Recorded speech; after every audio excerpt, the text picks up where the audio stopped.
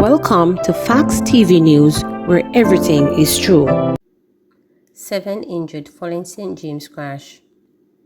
7 people who were traveling in a public passenger vehicle have been rushed to hospital with varying degrees of injuries following a two-vehicle collision on the Rosehall Main Road in St. James on Thursday afternoon. The collision, which occurred about 2:55 p.m., involved a Toyota Voxy being used as a taxi and a truck. Reports are that the injured 4 men and 3 women were traveling in the Voxy as it headed towards Montego Bay. One suffered severe injuries to his face and neck. His condition is unknown. The driver of the taxi is said to have suffered a number of broken bones during the incident. No one traveling in the truck, which was heading in the opposite direction, was injured. A unit from the Jamaica Fire Brigade and an ambulance from the Anshore station responded. 2 other ambulances from the Falmouth Hospital were also on the scene.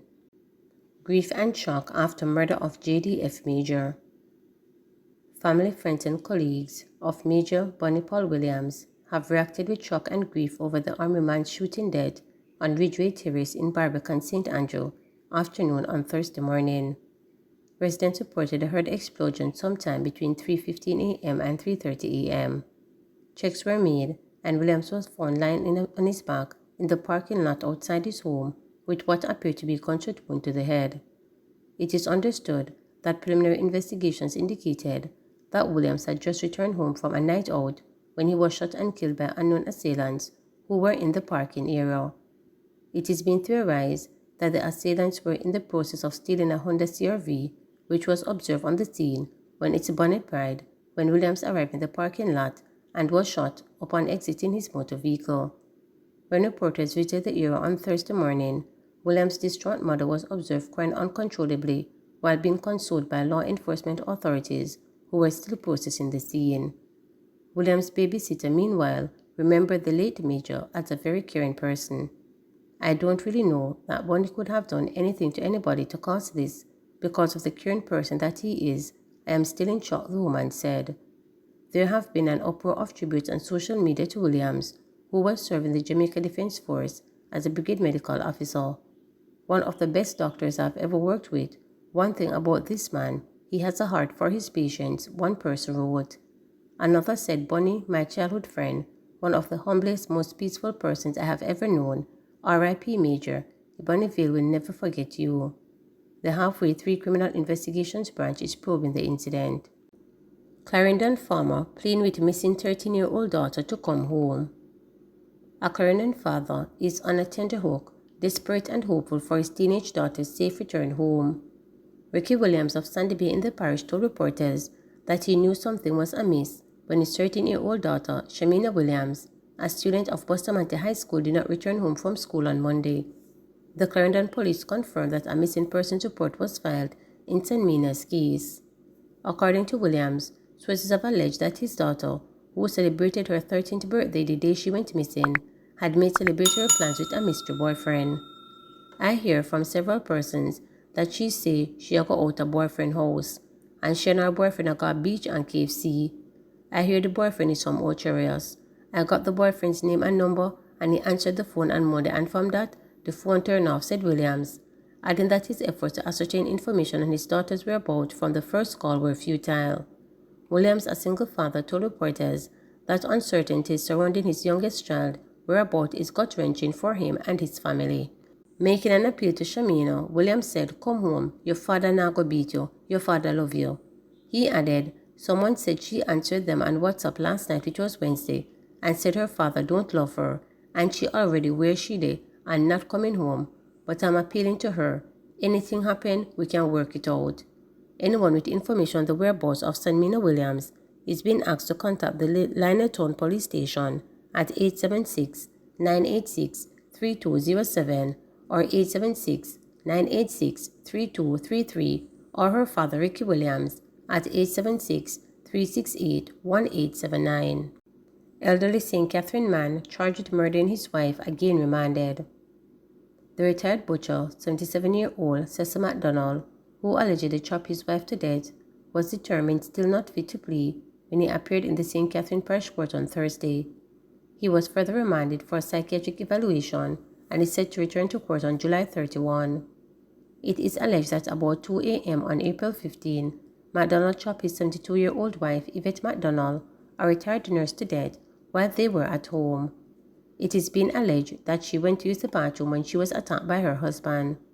McDonald was arrested by the Bogwalk police and later charged with murder and assault at common law. 4 cops accidentally shot by colleagues in March quarter, Indicom. A total of 4 police officers were accidentally shot and injured by colleagues during the period January to March this year. At a press conference, Assistant Commissioner of the Independent Commission of Investigations Indicom, Hamish Campbell, said that this is a continuation of similar incidents which the police oversight body has recorded annually. Campbell told journalists that 4 police shot and injured during the first quarter are among 25 people who were shot and wounded by cops. He indicated that every month Indicom received reports of the police accidentally shooting themselves. The Indicom Assistant Commissioner said that this issue should be addressed by the Jamaica Constabulary Force to determine whether there is a carelessness or negligence with regard to their officers shooting themselves. Campbell said that these incidents are reported by Indicom every year where there is a subset of officers who accidentally shoot themselves in the leg or foot. He noted that some of the shooting incidents by the police are not self-inflicted but occurred as a result of the careless action of colleagues. It is a critically important issue and nobody has been fatally wounded by another officer's gun in such circumstances, but there is always a potential of that to occur, Campbell stated. He stressed that it is critical that members of the police force control and learn to use their weapons in all circumstances without injury to others inadvertently. With regards to this year to date, so 1st of January to the 14th of June this year, yesterday, the number killed so far is 53. Slight increase of the same period year to date as last year, where 48 were killed, but the number of people shot and injured is exactly the same. 40 for the first, up to the 14th of June this year, 40 for the same period last year. A further observation at the moment is that in none of these incidents so far, first quarter or even up to the 14th of June, was body-worn cameras produced as evidence. There was one shooting injury where a body-worn camera was worn by a police officer, but upon recovery of the body-worn camera provided by the JCF, it was found the officer had not turned his camera on, so we don't actually have that. Some 5 or 6 cases in the first quarter, CCTV evidence, public CCTV, again provided by the JCF or private owners, has been able to provide another account or an interpretation of the shootings, and sometimes on occasions to the corroboration of the police account of the shooting incident. But body-worn cameras remain an absence at this time of all the events to which Indicom is required to investigate. South Manchester farmers to get assistance with flood damage. The Ministry of Agriculture, Fisheries and Mining says it will be assisting farmers in South Manchester who suffered significant losses during recent heavy rains. Portfolio Minister Floyd Green made the commitment during a tour of farmlands in the area such as Duff House and Spring Ground on Wednesday. He saw destruction of crops and damage to infrastructure such as road and irrigation system. What we have seen is tremendous damage to the farm road network that is in need of urgent attention and significant loss, especially in relation to scallion, watermelon, and a lot of infrastructure loss on the farms, he said.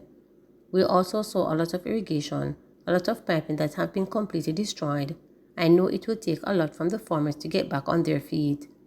The minister assured the farmers that the government is committed to supporting their effort to rebuild through the provision of drip hose, pipes, grass, and more. So we have done some preliminary estimates, and then come next week, I think we'll be able to outline a program of support of our farmers, he said. The minister indicated that he will also be touring areas of South St. Elizabeth, where farmers were similarly affected by heavy rains. Mr. Green said that the recent weather events emphasized the reality of climate change.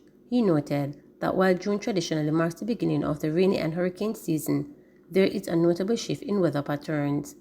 The reality is that what we're seeing are shorter bursts of more intense showers, which are causing significant flooding, he noted. The minister said the government is committed to supporting farmers and building a more resilient and sustainable agricultural sector. Minister of State in the Ministry of Agriculture, Fisheries and Mining, Franklin Whittle, pointed out that a native of the area, in recent years, he has seen significant changes in water flow whenever it rains. Therefore, I think looking at how we can put in some mitigating strategies to deal with the drainage system is a very good idea, and to deal with the immediate response in terms of what the farmers need, which is stated. Please remember to subscribe, like, share, and click the notification bell